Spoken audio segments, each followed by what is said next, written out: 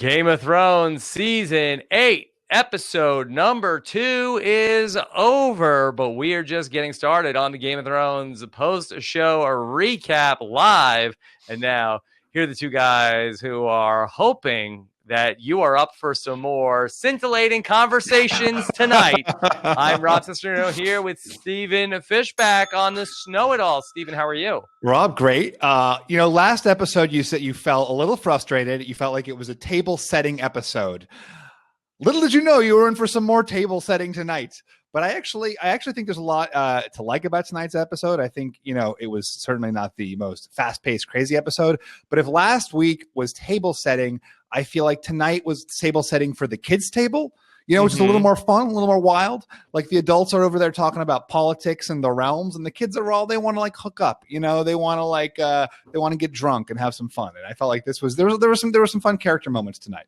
A lot of fun character moments. We get the big reveal at the end of the episode there with Jon and Daenerys. Did not think that we were going to get that. So that was a little bit of a sneak attack there at the end of the episode where it was a real table setting night on Game of Thrones.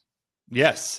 And it was, if last week was sort of the A players, a lot of this week's were the sort of the B characters. I mean, of course we had the A players there as well. It's Game of Thrones, but you got a lot more focus. Everyone of the sort of second tier cast kind of got their moment, their little bit of dialogue before what I'm assuming is going to be a crazy race to the finish now.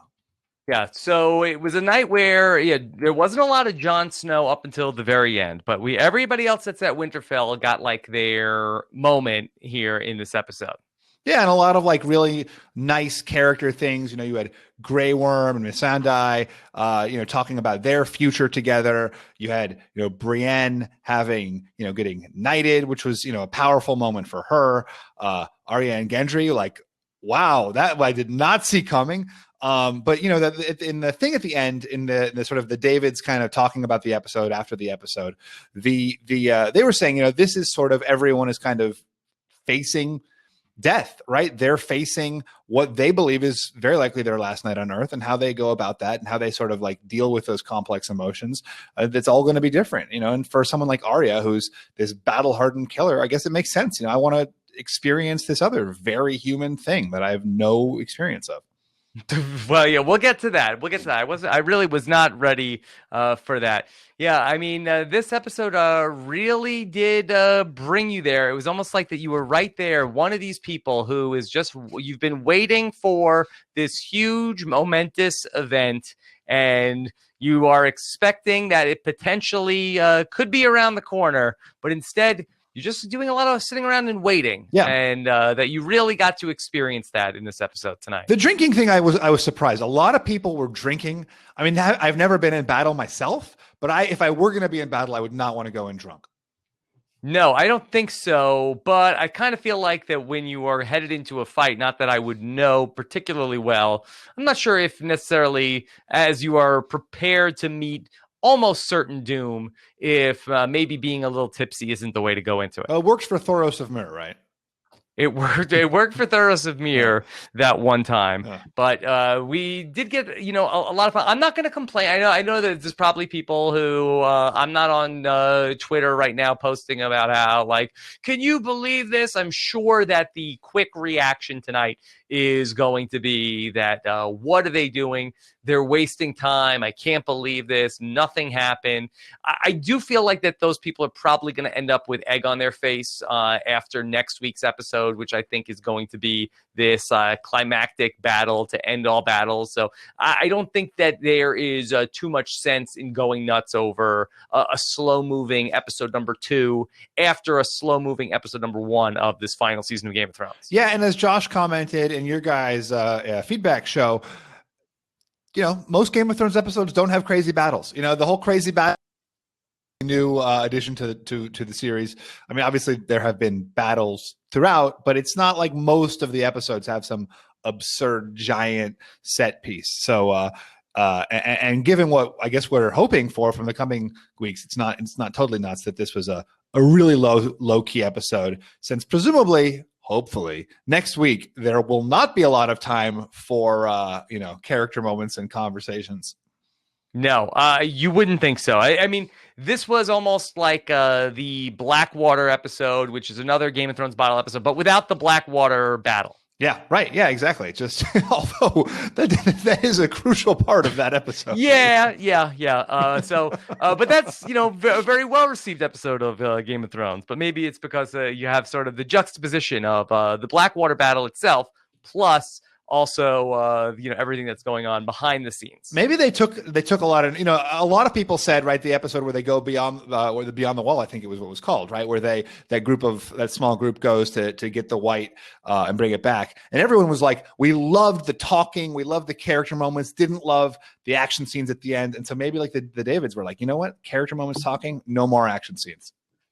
Yes, I think that was very fun. I like that in the Beyond the Wall episode, all of those moments from that episode. I think that was one of the things I really liked about that. This was all really fun, too. I just think that it was the expectations were not set properly, where I think that there's going to be a lot of people that went to Game of Thrones watch parties, a lot of people, maybe some of the Game of Thrones casuals who these conversations, I think tonight are probably going to be, if you went on the Game of Thrones Facebook page, I think there's probably a lot of people that might be annoyed. Now I have two bones of contention here, and I want to raise them. All right, right out of the gate, which is the first bone of contention I have is, like, I feel like when we get in this future fantasy world where we actually have the books, people are not just going to like say, I'm sorry, and have all of their past transgressions forgiven. I don't love that. Like, someone walks in the door, you've killed my father, you killed her father, you killed all of our fathers, and they're like, you know what? I was wrong. That was the wrong thing to do. I apologize. I'm here to die with you. Oh, okay, come on in. Like, I don't think I would be that forgiving about my father. Yeah, but with certain doom marching on your castle, you still would, hold this grudge. Do I want like the person who's betrayed me standing next to me fighting for me? And as you know, and Wiggler on Twitter had a great point. Like, of all of the people to put in this crucial role of defending Bran, why would you put Theon? Like, of like all of the greatest warriors in the realm, why is Theon getting like the A squad treatment? Yeah, it is weird that it's almost like that the whole plan is hinging on, okay, so we're going to lure the Night King out, and then to protect him, let's put our most cowardly guy who just only recently got his groove back, when faced with, with all due respect, the less sinister Euron Greyjoy recently jumped overboard. Would not even defend his own sister. We're going to trust him with Bran, who I think most of the common folk thought for a good period of time that he actually killed Bran. And that was, an ironic choice. Maybe put Brienne in there. If she's the person we trust the most, let's get Brienne, or some like incredible warrior. I mean, not for nothing, like, these Ironborn aren't the A Squad Ironborn either. Like, they're the ones who like got tired of beating up Theon and therefore submitted to him. Like, they'd like beat him up too much, got worn out, and they were like, all right, you're our new ruler. Mm-hmm. Yeah. So there really wasn't a lot of pushback. It seems like that you would want somebody who was in there that was going to be with the Valyrian steel sword. I don't know why you wouldn't have Jon Snow there also. If you want somebody that's going to be going into like hand-to-hand combat with the Night King, why you would have Theon there with Bran? Like, I don't understand. Like, other than the dragons, whose job is it to take out the Night King? Yeah, I mean, so maybe we should just talk about. I mean, I guess we should dive into that.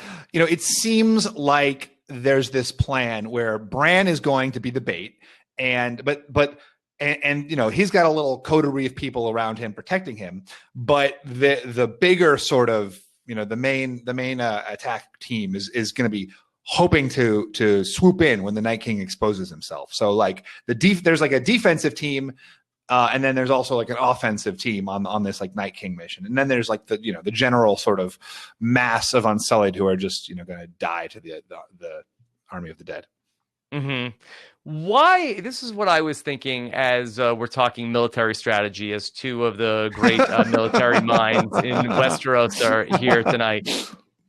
would it be smart, Stephen? Should Dany get on one of the dragons and take out some of the army of the dead infantry? Yeah, that was one of the questions. Like, what are we doing with this dragon fire? So it does seem like, why not just do a little bit of scorching? But I mean, are we going to see dragon on dragon combat? I don't know. Where is Viserion? Well, I mean, you would think that maybe that they would have Viserion going out and buzzing Winterfell.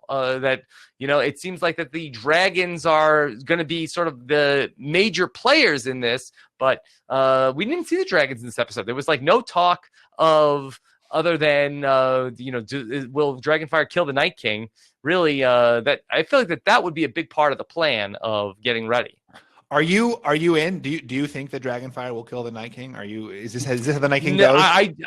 I don't. That Dragonfire may kill the Night King, but I don't think that is how the Night King will go down. Will be by Dragonfire. Yeah, How do you think it's going to go? I think he's going to be in hand-to-hand combat with Jon Snow. Yeah. What about Arya with her new weapon? I think Arya will take out some whites along the way, maybe a White Walker or two, but I don't think that she's going to be the person who's going to ultimately take out the Night King.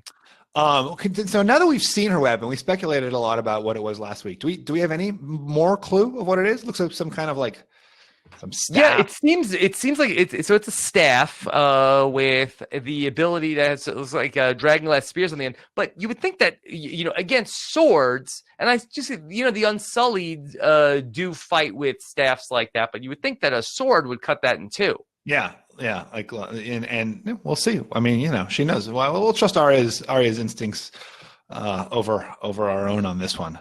Okay, let's talk about this top story at this hour. Like the one major development that we learned in this episode here tonight. So Jon, lots of time in the crypts at Winterfell here in this final season, and Jon staring at Lyanna Stark, and then Daenerys comes up and says, "Oh, who's that?"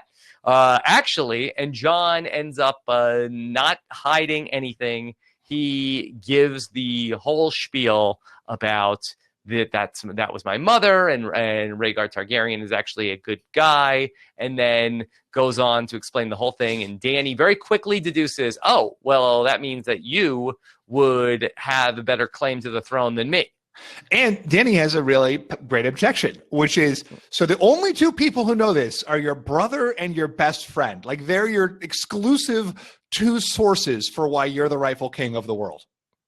Yes. And Dany wants to contest the claim, maybe. Yeah. I mean, I would be skeptical. If you came to me and said, you know what, Nicole and Dominic say I'm the greatest, knowing is know-it-all, I would be like, I don't buy it. I don't know. I need to see the receipts. No, it would be like if I went to somebody else and said that Danny Sesternino and Stephen Fishback told me. They said, "Oh, what, your brother and your best friend?" Oh, okay, sure. Yeah, I'd believe that. Yeah. But Jon, I don't know why, and you knew like they were going to get interrupted before that he could say, but like Jon does not want to sit on the Iron Throne, correct? But he right read on that. I thought he was going to say that. I thought he was going to. Well, I don't know why, but like a like, oh, all right. Yeah. Well, like, but you would think that they could walk and talk and be like, but I don't want to sit on the Iron Throne. Just so you know, like, I don't want to be the king. Yeah. Like that's not me. It does like Arya really said to Nymeria. Yeah. It felt like there was a crucial thing that they could have continued. Some crucial end to that conversation really could have come out. Yeah. But Dany was really, and that subject of Dany's right came up also with Sansa, another conversation that was interrupted. She just can't have a good conversation about her rights as queen. She's always getting interrupted. Yeah. And unfortunately, then she just doesn't have time to finish any of these conversations. We had so many characters in this episode. Like, well, We've got all the time in the world. Only Daenerys is the only one, and the Queen is busy.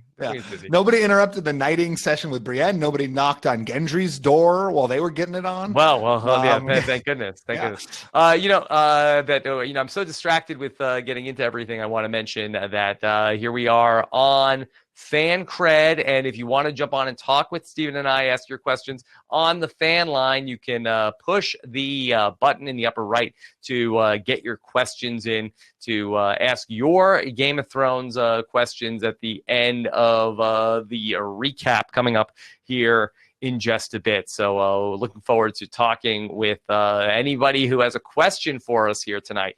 Steven, then Jaime Lannister did have a lot to do tonight. It was a big night for Jaime. Started the episode, he was on trial for his life, it seemed, right? Like Danny, says, I used to hear stories growing up about all the terrible things we would do to you, and now I've got you in front of me. Mm-hmm. Yes. And so that Jaime ends up coming through that. It's really Brienne who comes to his defense, which then flips Sansa. And then, Jon basically says, we need all the help that we can get. So he's able to at least fight for he doesn't really have an important job. He's just there kind of. Yeah. He's just there to like stand with them and be part of this final fight against the darkness. Colin Stone texted me that Danny and Jon are pioneering the voting block era of Game of Thrones. Yeah. We've got, I thought this was very interesting.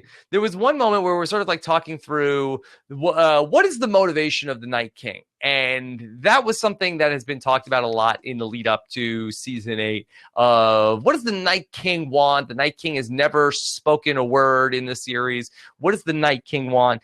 And Bran tells us the Night King wants him. And we got the appropriate follow-up question. Okay, why? And so I want to know from you, Steven, did you buy what Bran was selling in terms of the reason why the Night King wants Bran is so that he wants everyone to forget?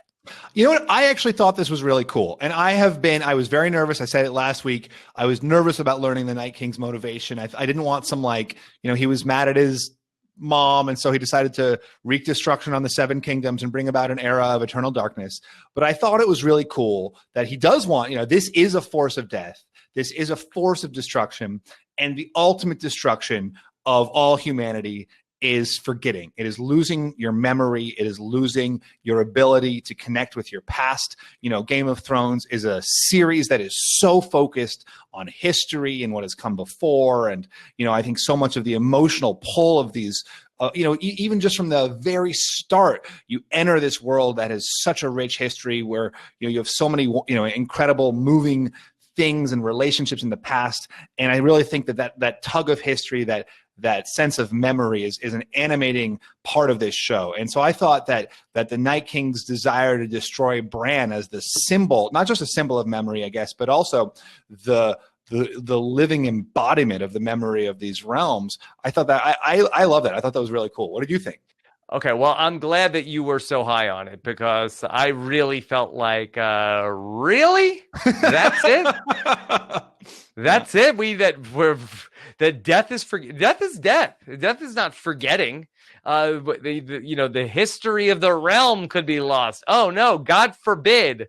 That's what the Night King is out to do. I think I'd throw Bran out of Winterfell if I was any of these people. if that's all he wants here, you can have him. He's a weirdo anyway. So I was like, I thought that was, I don't know. Like when you get into the motivations of mythological creatures here, and this was something that I felt like that was a problem for Lost when they had to, assign motivation to the smoke monster and stuff like that.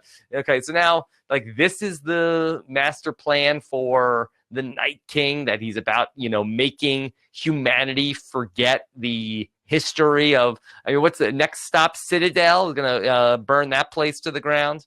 Well, I think he's also going to kill everybody. I think they're like two parts of the same goal. Like not Yara. Like part A, kill everybody. Not Yara. Yeah, Oh, she's on the Iron Islands. oh, Can't get there. yeah, can't swim. Everybody in the East will be okay. Yeah. Well, but they won't remember. So, they will forget how No, to. they've got that play that's running in Bravo. So the entire history of Westeros. Maybe that's gonna undo. Maybe what's her Lady name? Crane Lady is gonna Crane, undo the Night King. Maybe Lady Crane is second on the hit list. It's so I think it's like the two sides of the same. Right? Just kidding.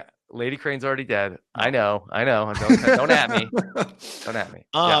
But I think I think Game of Thrones is one place where death isn't death, right? You have all these like legendary figures whose knowledge redounds down through the era, through the eons. You have these tombs where you've got the statues that commemorate people's past, and so on the one hand we do have to smite everybody down, we being the army of the dead. On the other hand, we also have to remove their memory from the realms. I mean, look, I hear you.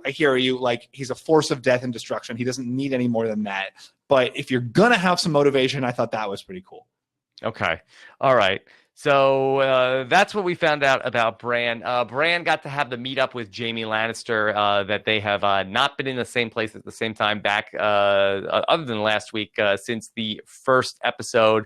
And this was a question that was also part of the lead up to the season of what's going to happen when Jaime and Bran finally get to have a meeting of the minds. And we had where Bran, he likes to jab people a little bit when like I know something that I'm not going to say in front of everybody here.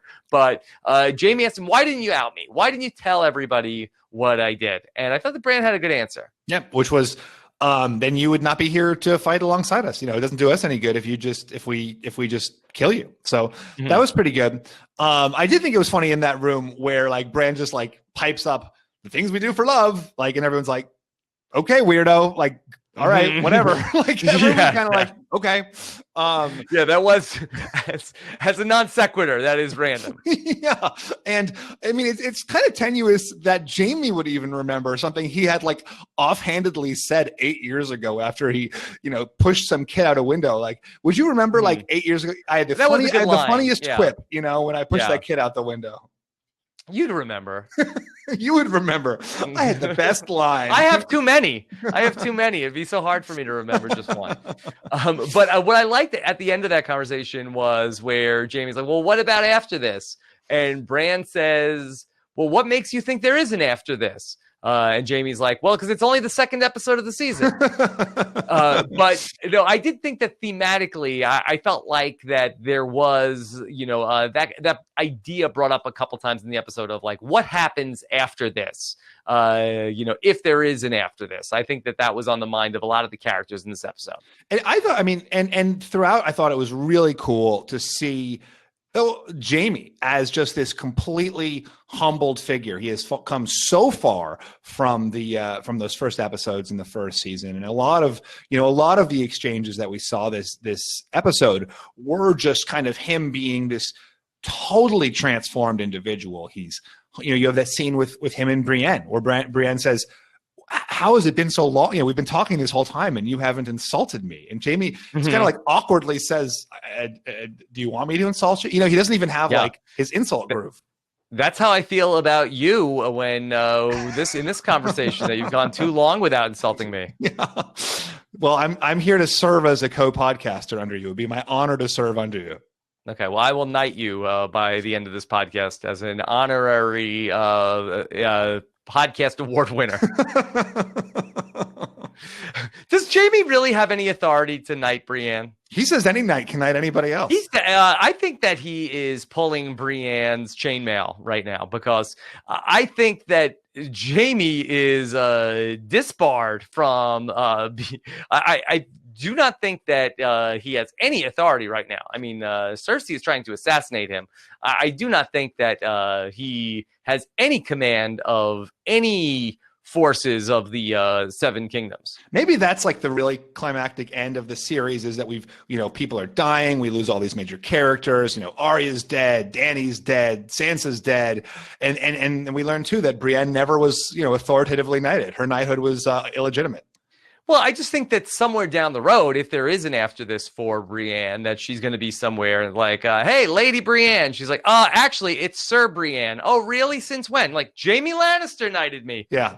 And it'll be the same thing. Like, oh, really? Oh, so your best friend, you're telling me your best friend who isn't even in the Kingsguard anymore knighted you?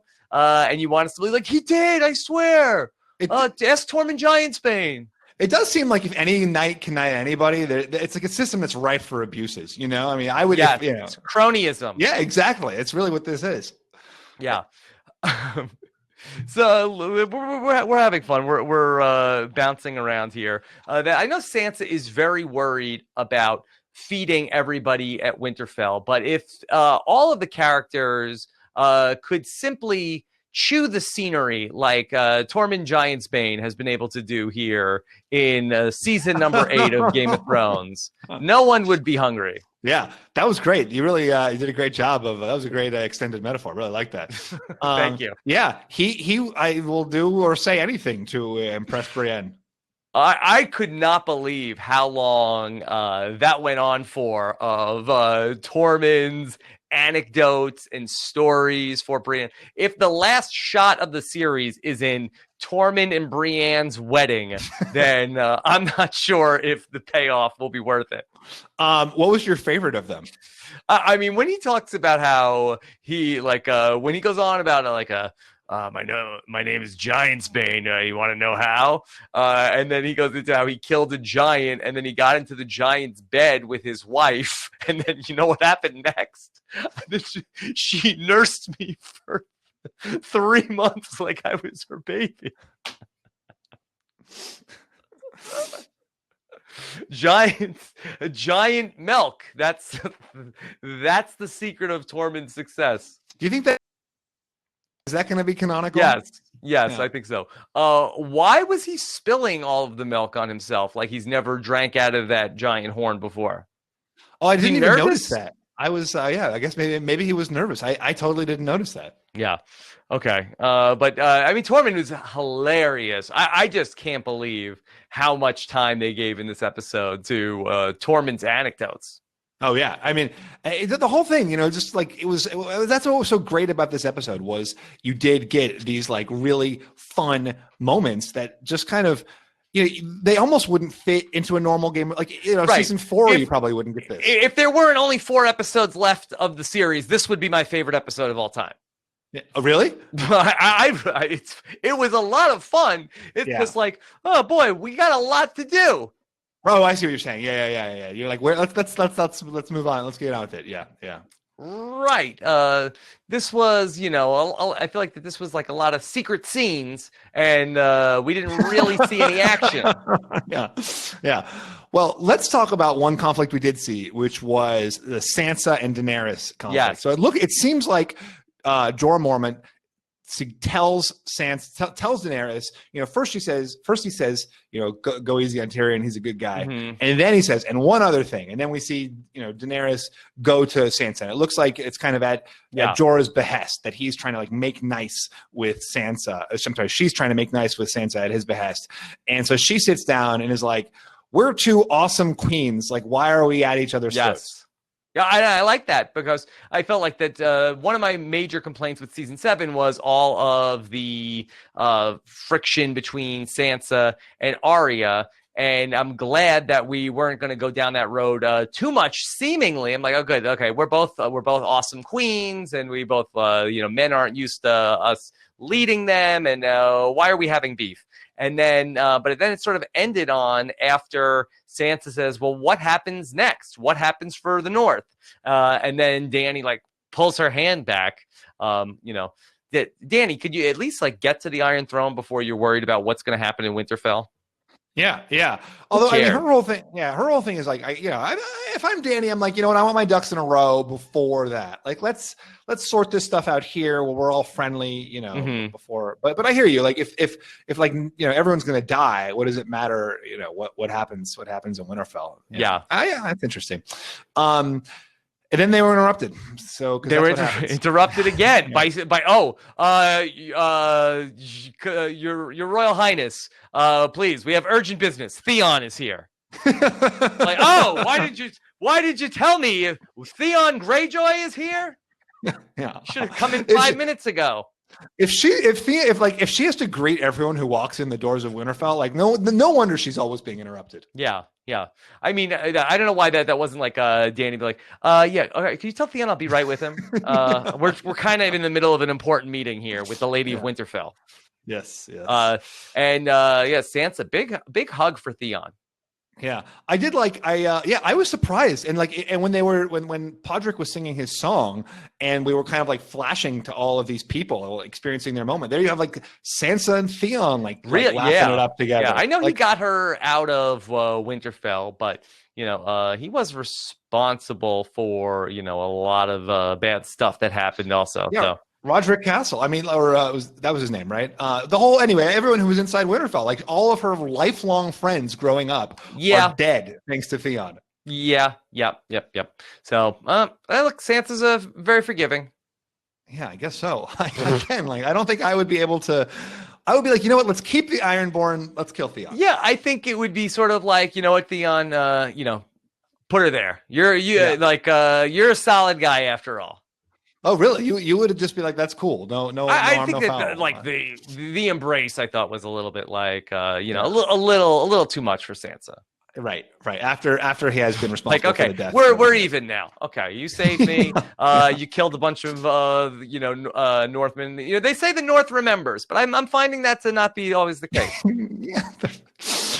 Maybe they have warm memories. The North remembers warmly. Yeah, it seems like the common folk they really hold a grudge. Like the highborn in the North, they're much more forgiving. Yeah.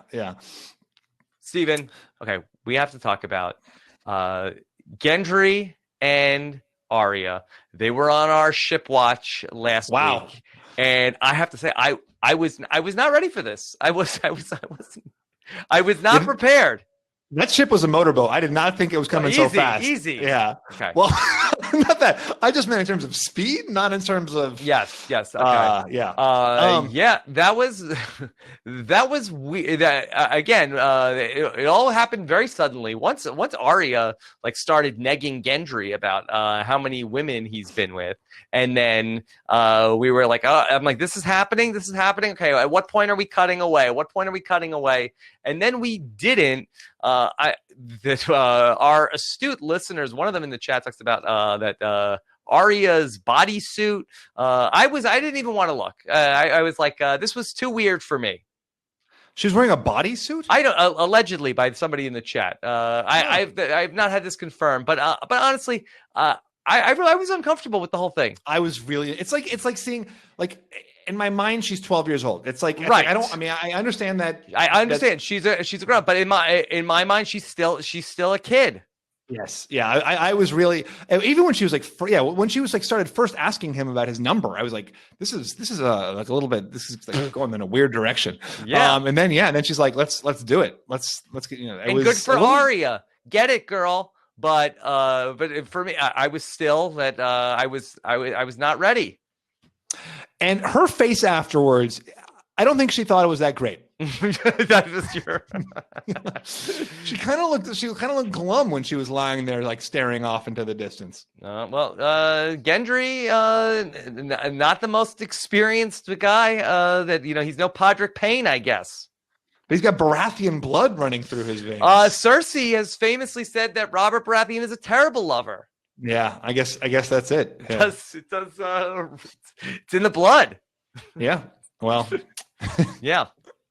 So I don't know.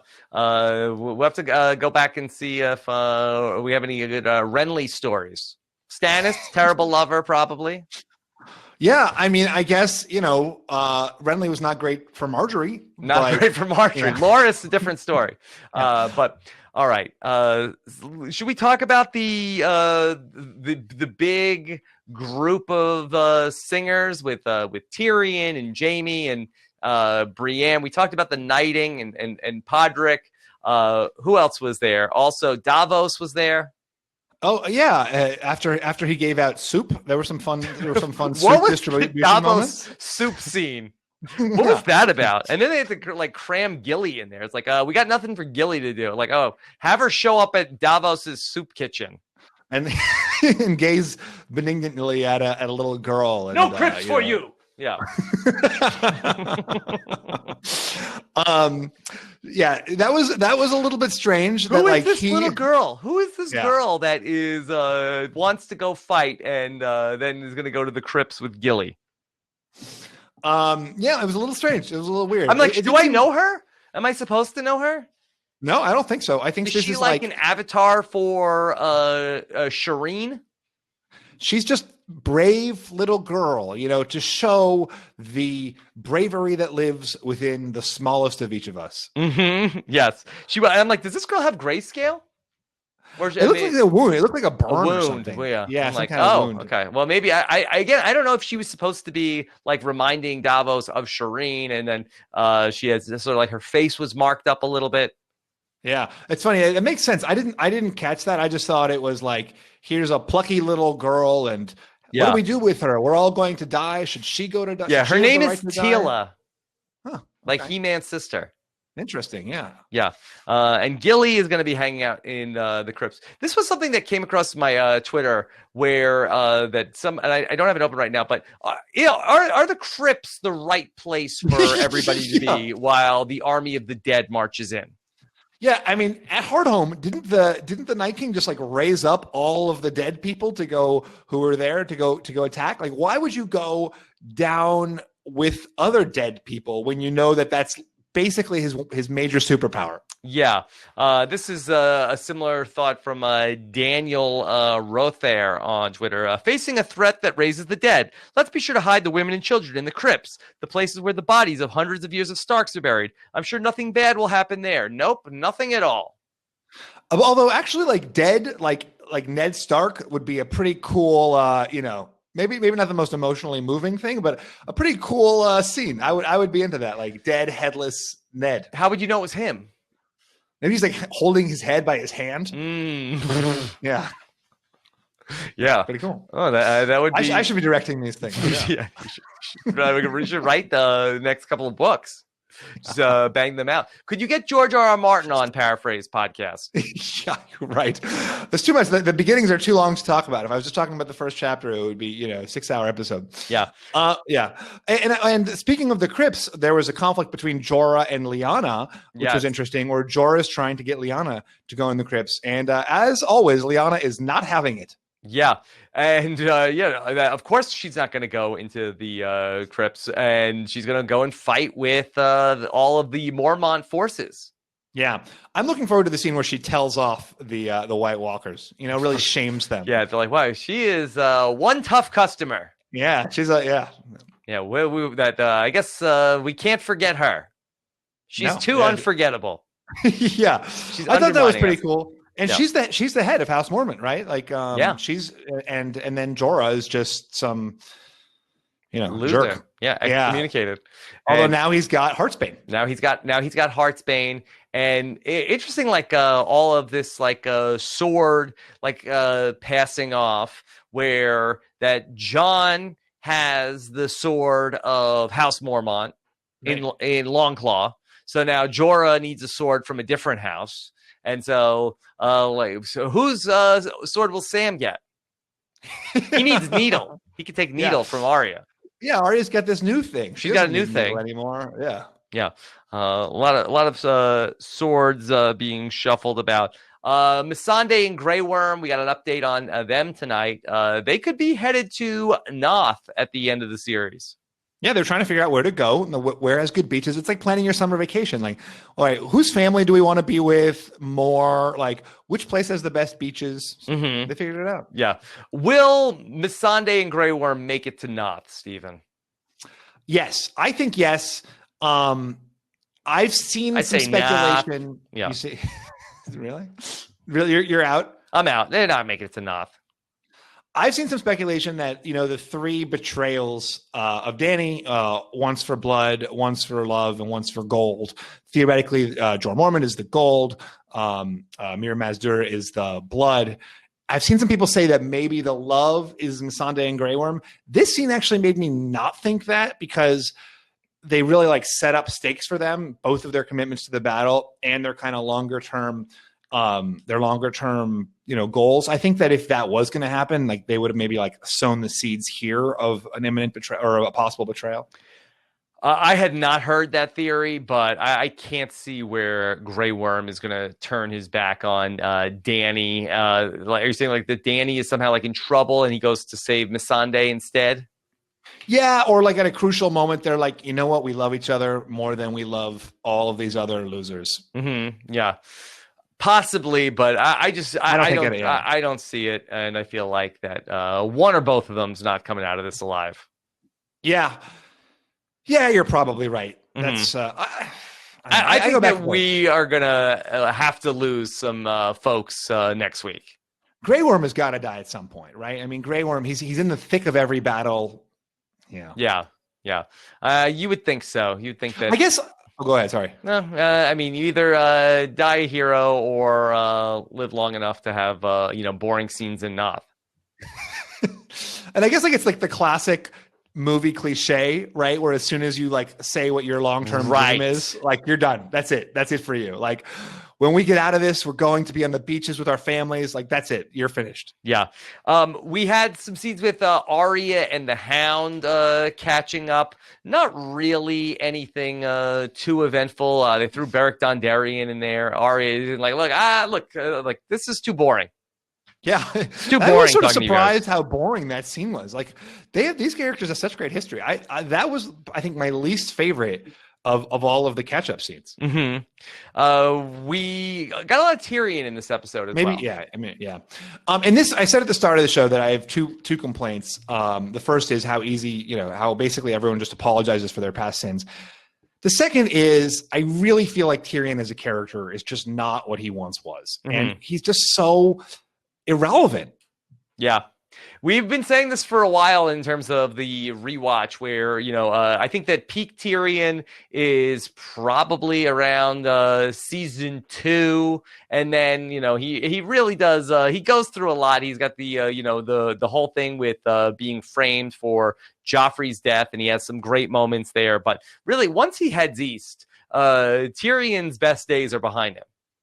Yeah. I mean, he's like reliably wrong about everything. He's consistently cast aside and humiliated. And he's the. Yeah, I was gonna say, go ahead. Is Tyrion almost like the Survivor returning player who comes back and nothing works? Yeah, exactly. It's like I've got all these great strategies that I've learned from watching all the podcasts and listening to all the podcasts, and no luck. It's not working anymore. He wants to go back to Tyrion 1.0, and unfortunately, it has not been able to work. And he's just like fleeced left and right. In the rewatch of last season, that there were some moments that, or at least in season 6, in terms of like the escape from Marine, that he did have some moments where his plan went better than what we had thought on the first watch, but it's not been great. And I think that Tyrion should be exploring some other options as Hand of the Queen.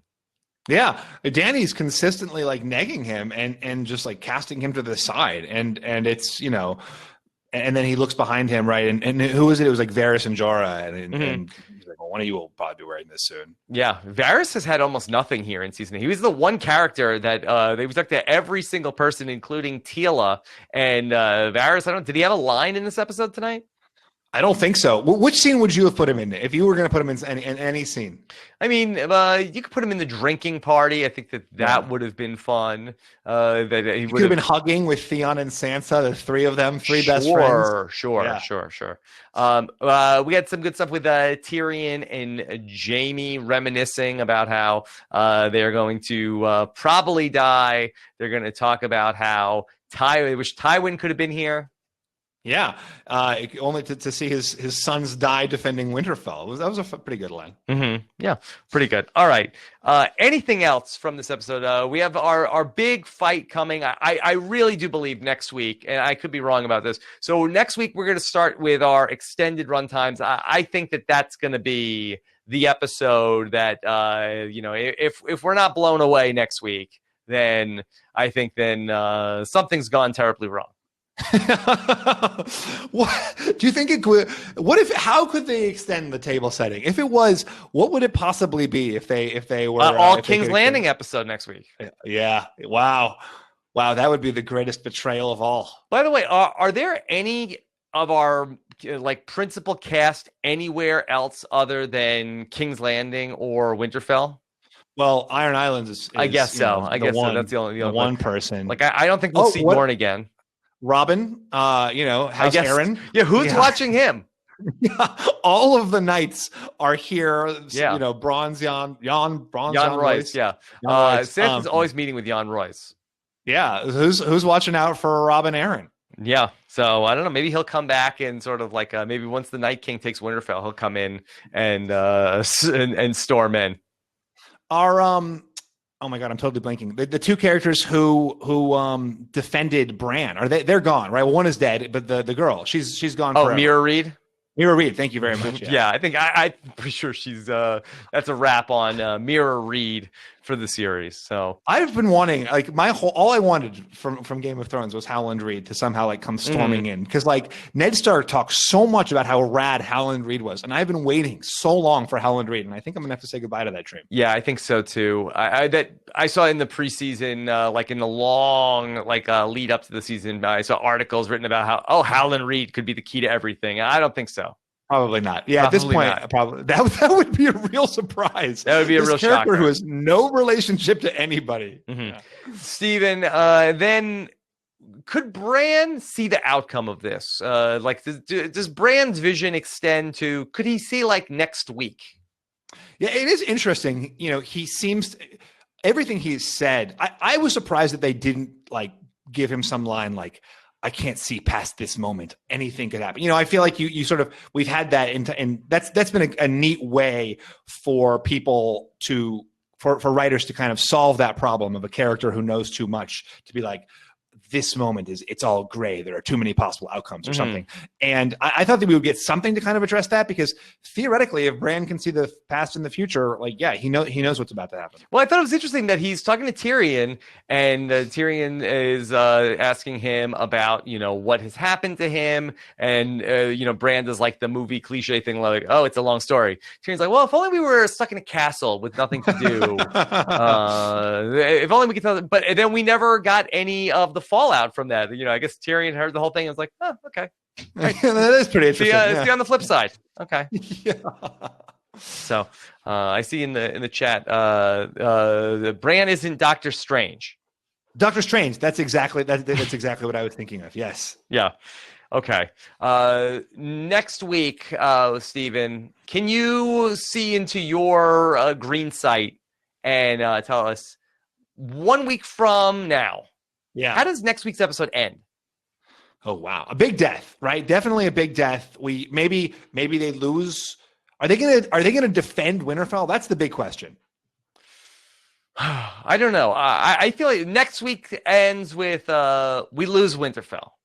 Yeah, I'll predict a loss for the Army of the Living next week. But Bran comes out okay. I think that some of our cast of heroes ends up either flying off in a dragon or, making, an escape from the Night King's treachery. Yeah, the Night King is not dying next episode, which means that the Army of the Living has to lose. Yeah. And I wonder maybe if this episode might be a send-off to a lot of the people that we might lose next week. Yeah, it did feel that way. It really did feel like sort of this valedictory moment for a lot of these characters, kind of like having their thing. I wouldn't be surprised. I mean, like I said about Grey Worm, he had his bon voyage moment. Easily could see Brienne, this being her farewell, right? She got knighted. She had a kind of like the camera lingered on her teary eyes as she smiled and having achieved this dream of hers. That might be it for her. Who else? A lot of likely au revoirs. I think the Hound is going to make it through next week. Yeah. But I do think we could say farewell to like the some Beric Dondarrions, Grey Worm. Like I think we're going to thin the herd a little bit next week. Jaime Lannister. No, I think that Jaime Lannister has to live to ultimately have some sort of a closure with Cersei. Yeah, this can't be the end for Jaime. Were you surprised that Bronn didn't show up here at Winterfell in this episode? With the crossbow? Well, when is he showing up with the crossbow after this? I mean, the Night King beat him here. So, I mean, I guess that logistically, it does make sense. So, like, if we would have snapped our fingers of, like, okay, Bronn went from King's Landing one episode, the next day he's in Winterfell. Yeah, I guess that's probably not right. But when are we going to see Bronn with this crossbow? Remember the end of Die Hard after Hans Gruber is dead, and then like at the very end, the blonde guy like comes back and he's still alive with like his gun. But that's gonna be Bronn. Like just when you think all of the Lannisters are defeated, you know, Bronn comes charging in with the crossbow. Okay. Lauren in the chat says that episodes 3 and 5 are directed by the battle director. I didn't know that there was one specific person that directs all the battle episodes. Well, that's exciting. Yeah. And I believe next week's runtime is close to 80 minutes. I think that's actually going to be the case for these final 4 episodes of the series coming up next week. Oh, that's exciting. Okay. All right. We're going to start to get the fan line going. So you can go ahead and get to us. Let me just thank one of our sponsors before we get to that. And those are our friends over at Blue Diamond Almonds. If you're watching Game of Thrones, you need to be tired of that same old boring snacks, especially Porridge. Tonight. Yeah. Could you imagine if you had boring snacks during some of this? No. Forget it. Yeah. Davos would never serve a boring snack at Winterfell.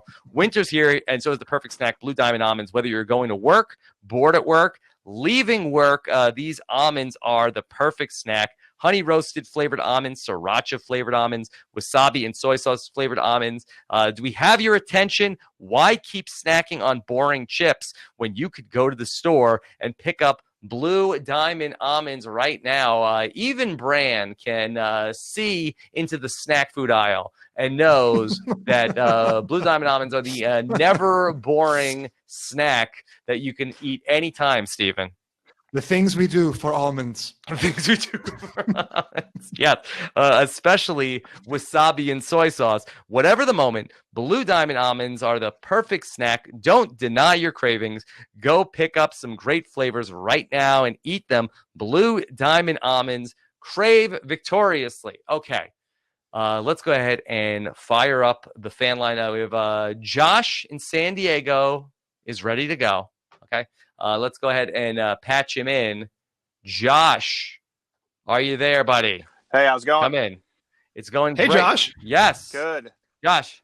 Okay, you're back. Yes. Okay. So I had a question. It seemed like Jaime's trial at the very beginning, that was a completely all or nothing trial. It's either you die or we let you walk around completely unsupervised. Yeah. You can talk to whoever you want.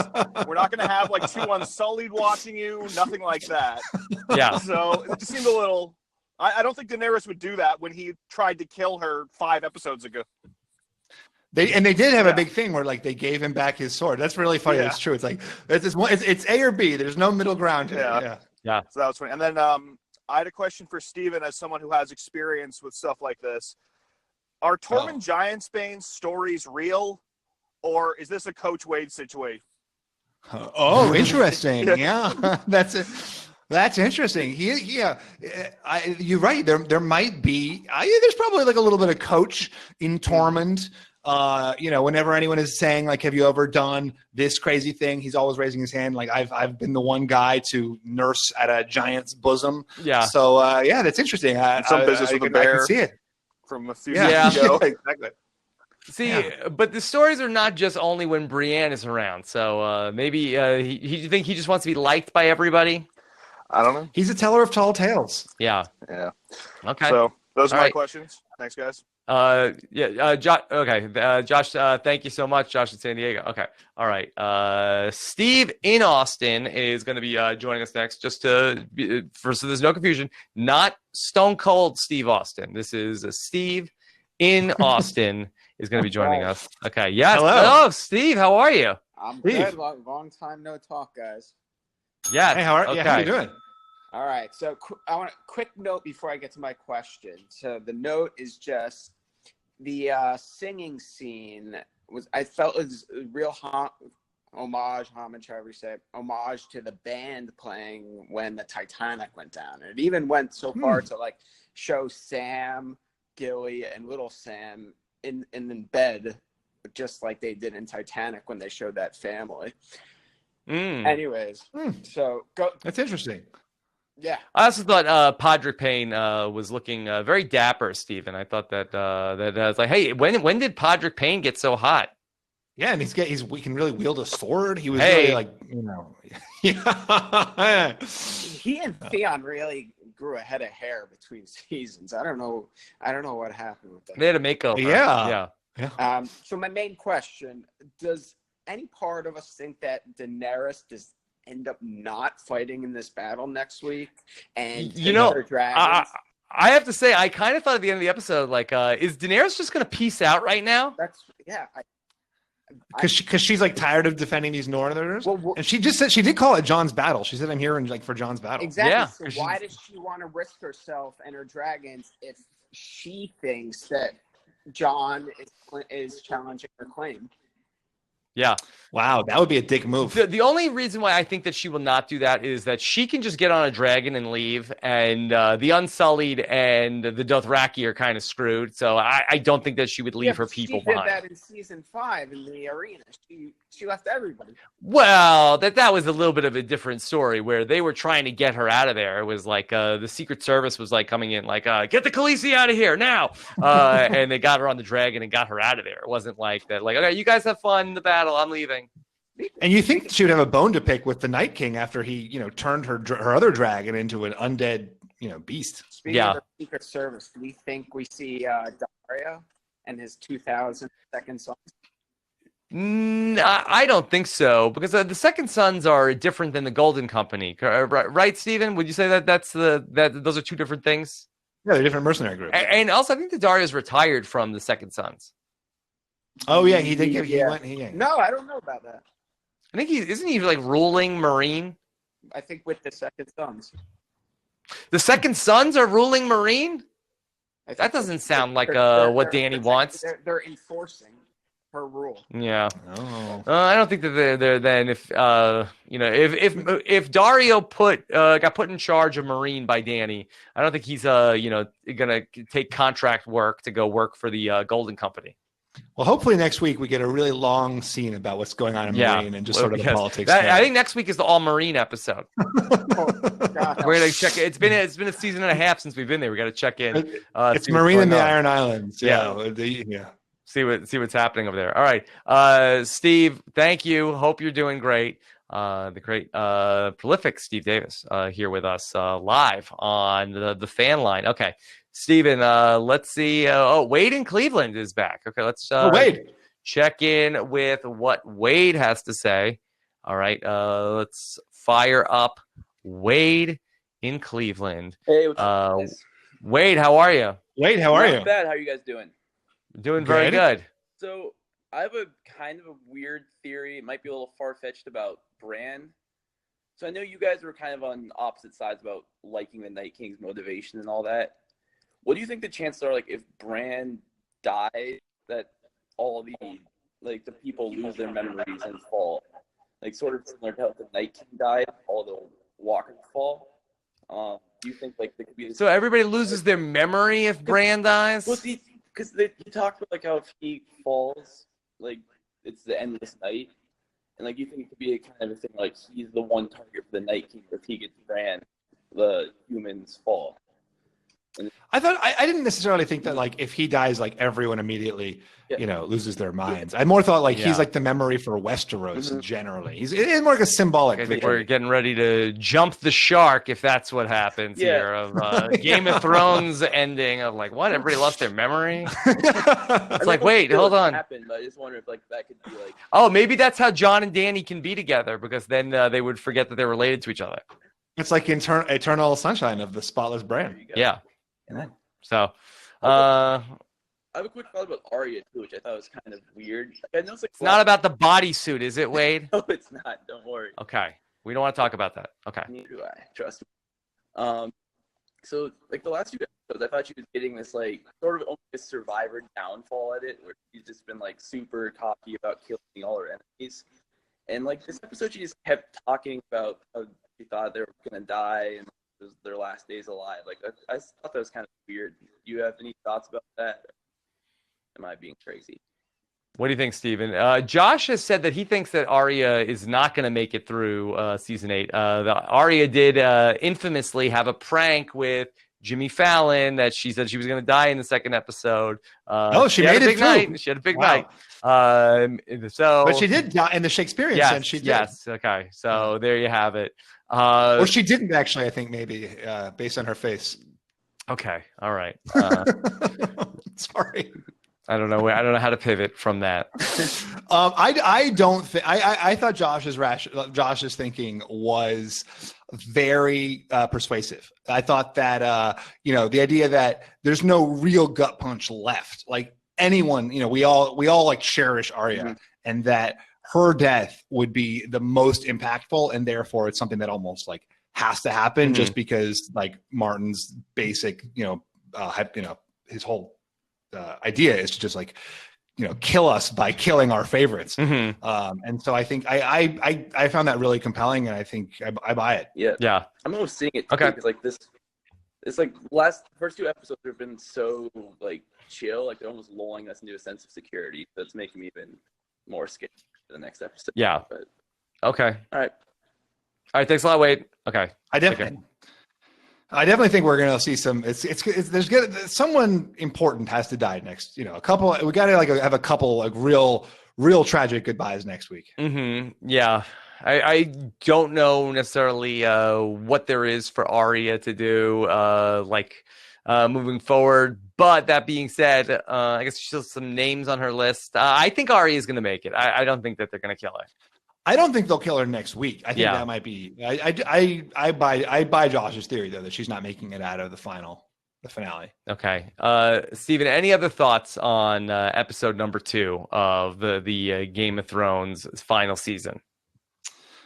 No, it was great. It was a real emotional episode. We got a lot of it was fun. It was funny. A lot of really fantastic character moments from characters who we've really grown to love, and I thought it was great, and I'm looking forward to, seeing them all killed next week. Okay, we are going to have our feedback show coming up on Tuesday. I'll be recording with Josh Wigler, who I'm sure has already published many fantastic articles about this episode. You can follow Josh on Twitter. He is at Round Howard, but you can get your feedback questions into us one of the following ways.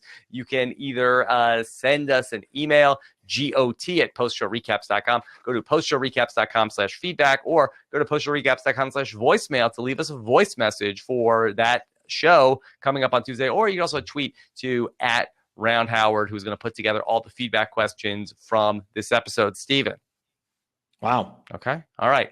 So 1 week from now, are you on the mend for next week? Are you with us? I think so. Okay. Yeah. It's Tuesday I'm getting surgery, and I feel like I should be able to be okay. Be all right. That if anything should happen, if Steven is going to be too banged up to go through it, we will we'll have you covered one way or another here on the Game of Thrones recap here on Post Show Recap. Steven, any other thoughts? No, this was great. What did you think? What were your takeaways? Big thoughts, last thoughts? No, I just think it was the calm before the storm. That's really what this episode turned out to be. And I think that there's probably going to be just a lot of pushback on Twitter, like boring, worst season ever. But I think that it's going to turn around next week. Because you were sort of down on last episode for being I wasn't too down on it. I felt like that it was they could give you something here. We're 33% of the way through the final season, and we could have like a thing or two. We've had the big reveals with Jon Snow and his lineage, and those have come early here in season 8. But outside of that, it has been very talky through 2 episodes. And not even a talkie where like real conflict has been happening, right? Or decisions are being made. Right. As soon as anyone's about to decide something, they get interrupted. Tonight was like one long podcast. The most expensive podcast ever made was tonight's episode of Game of Thrones, but it was still a lot of fun. I'm curious. Speaking of expensive, I'm curious what the budget, what the line item is for conditioner for the White Walkers. They all have such like luxurious flowing hair. That's possible. Yeah, I mean, this might have been like the classic like bottle episode where even if this episode cost like $50 million to make, it was like, but we got to save money on this budget somewhere because we've got the most expensive battle scenes on television coming up later on in this season. So maybe this is we need like a lot of scenes of people just talking in different rooms. Oh, big news! The return of Ghost. Oh, yes. Where'd you see him? I didn't see him. I saw people on Twitter saying they saw Ghost. I think I looked down. I looked down at my tweets and I looked up and people were like, and then he was gone. Oh, okay. Maybe he wasn't there. People on Twitter said there was a ghost sighting. So maybe it was an unrelated. Jon Snow's direwolf, who was killed by the people, the treacherous people that took out Jon Snow. That he's been reanimated by the Night King. Oh yeah, I guess not. You know what? It really doesn't make sense. I just was looking at Twitter and people were saying return. Oh, there's Ghost. But you're right. It doesn't make sense. It must have been some other unrelated dog. Yeah, I don't know. Maybe that they disposed of his body, didn't burn it, and then the Night King swung. I don't think that the Night King has hit Castle Black though, right? Yeah. No, why bother? Okay. Maybe just another arts and crafts project. Okay. All right.